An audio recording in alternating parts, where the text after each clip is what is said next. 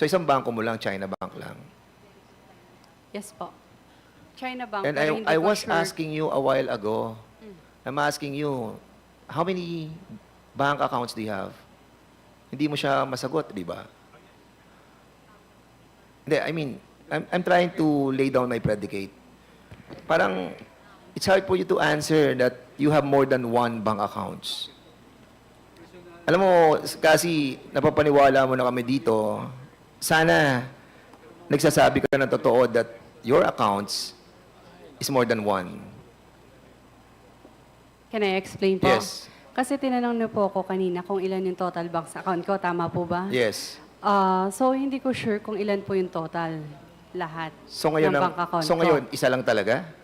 Isa lang po yung bangko, pero I'm not sure kung ilan po yung... Okay. So, isa lang ang Account. bangko mo, but you have many accounts in that bank.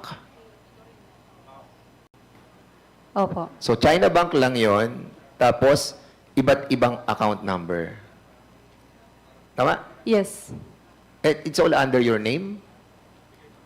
Like what I said po, meron pong under my name, meron din po sa corporation po.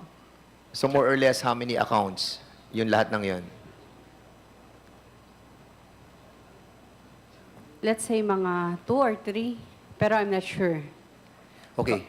Kasi, excuse me, kay Mr. Chairman, sabi mo, iba pa yung kay Rowelyn Baterna account.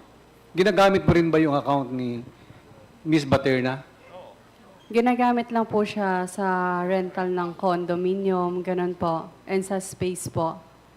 Pero other than that, you can check it naman po. Kasi po, para maging tag po dito, mabilis yung transaction, siya po yung checking account niya po yung pinang-i-issue namin. Ilang beses ka na nag-wire from the Philippines to abroad?